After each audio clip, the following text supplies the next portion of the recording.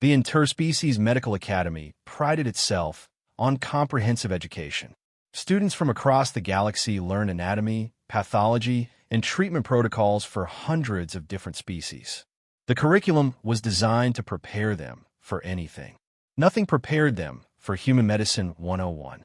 Professor Thelnix adjusted his lecture notes as the classroom filled with eager medical students.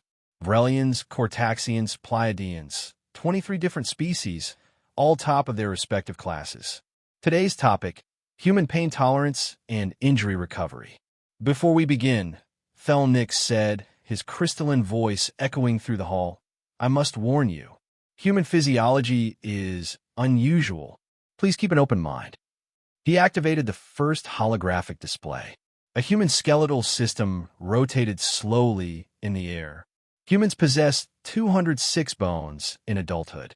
Approximately 64% of human children will fracture at least one bone before reaching maturity. This is considered normal. A Vrelian student raised her appendage. Professor, surely a bone fracture would be a critical injury requiring immediate stasis treatment? Thelnix's expression was unreadable. For your species, yes. Humans typically treat minor fractures with a rigid cast and continue their normal activities. Healing time, 6 to 8 weeks. No stasis required. Murmurs rippled through the classroom. Moving on. The hologram shifted to show a human cardiovascular system. Humans have survived and remained conscious with up to 40% blood loss. Their bodies compensate through vasoconstriction and increased heart rate. Some have even walked themselves to medical facilities while experiencing active cardiac events. A Cortaxian student's bioluminescent patches flickered with distress. That's impossible. Any species would enter shock and lose consciousness. Not humans. Is estimated to have saved 2.4 million infant lives. The donation process involves large-bore needles extracting significant blood volumes. He did this voluntarily. The classroom fell silent. Let's discuss childbirth, Thelnix continued, noting how several students shifted uncomfortably. Human females experience labor lasting anywhere from hours to days. The process involves bones separating, tissue tearing, and extreme muscular contractions measured at up to 57 Del units of pain. Del units? A Pleiadian student's voice cracked. That's equivalent to amputation-level pain. Correct. And human females often undergo this process multiple times by choice. Many do so without pharmaceutical intervention in areas where medical technology is limited. He paused for effect. Historically, they would then immediately resume caring for their newborn and other offspring. A student near the back stood abruptly and left the room, her face drained of color. Thelnix pressed on. Humans also possess something called adrenaline response.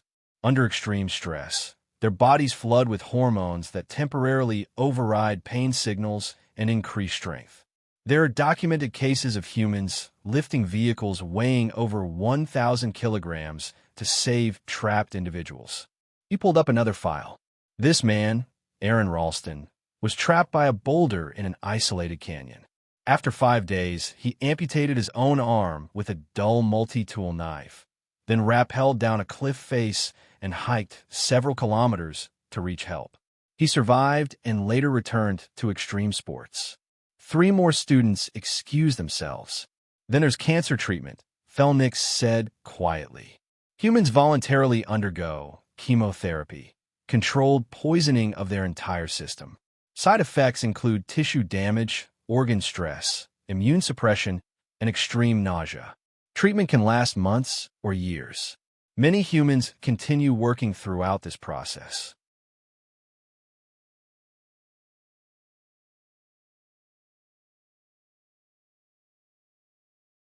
The Vrelian student who'd asked the first question raised her appendage with a trembling movement. Professor, why? Why would evolution create a species that endures such suffering? Thelnix turned off the holographic display. Because humans didn't evolve to avoid pain.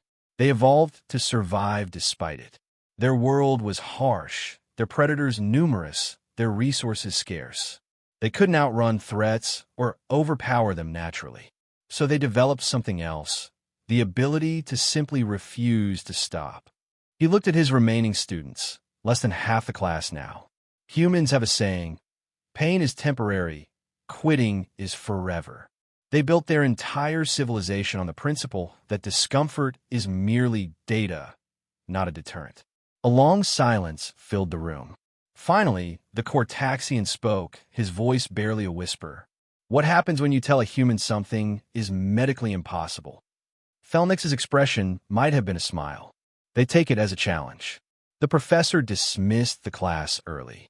As the students filed out, some shaken, others deep in thought, he made a note in his records. Every year, the same reaction. Every year, the galaxy learned the same lesson. Humanity's greatest strength wasn't intelligence or technology.